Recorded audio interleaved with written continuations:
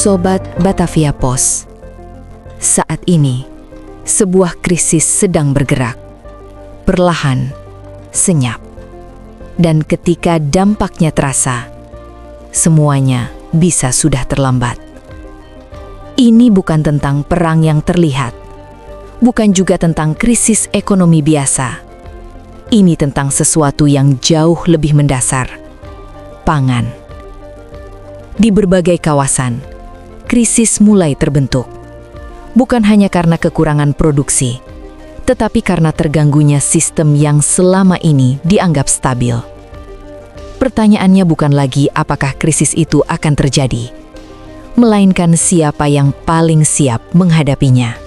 Saat ini, konflik geopolitik meningkat, harga energi melonjak, jalur distribusi global terganggu, dan dampaknya tidak berhenti di wilayah konflik.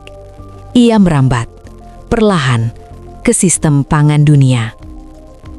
Hari ini, menurut data dari Food and Agriculture Organization, sekitar 318 juta orang kini berada dalam kondisi rawan pangan global. Dan jika konflik Timur Tengah terus meningkat, sekitar 45 juta orang berpotensi terdorong ke dalam krisis pangan baru. Ini bukan lagi kemungkinan, ini adalah arah yang sedang terbentuk. Sobat Batavia Pos, dalam situasi seperti ini, kekuatan sebuah negara tidak lagi hanya ditentukan oleh militernya atau besarnya ekonominya, tetapi oleh satu hal yang paling mendasar. Apakah negara itu mampu memberi makan rakyatnya sendiri? Dan lebih dari itu, apakah ia mampu menjaga ketersediaan pangan ketika sistem global mulai terganggu? Di titik inilah, arah Indonesia mulai terlihat berbeda.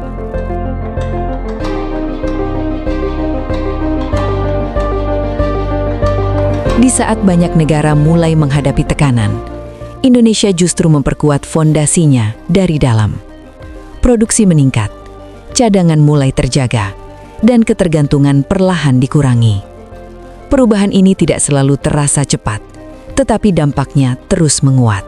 Di titik ini, Indonesia tidak lagi hanya berbicara tentang bertahan, tetapi mulai membuka kemungkinan lain. Dari memenuhi kebutuhan dalam negeri, menuju potensi kelebihan produksi. Ketika sebuah negara mulai mandiri dalam pangan, posisinya dalam sistem global ikut berubah.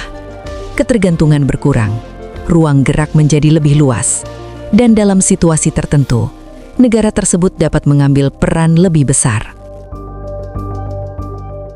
Menteri Pertanian Andi Amran Sulaiman menyampaikan bahwa dalam kondisi global yang tidak pasti, negara yang mampu memproduksi pangannya sendiri akan berada pada posisi yang lebih aman.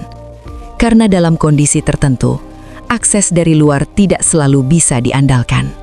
Sobat Batavia Pos, dengan sumber daya yang dimiliki, Indonesia memiliki fondasi yang kuat, lahan yang luas, iklim yang mendukung, dan kapasitas produksi yang terus berkembang. Yang sebelumnya disebut potensi, perlahan mulai menjadi arah. Jika eskalasi konflik global terus berlanjut, tekanan terhadap sistem pangan dunia akan semakin nyata.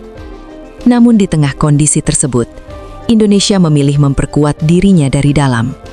Bukan dengan langkah instan, tetapi melalui proses yang terukur.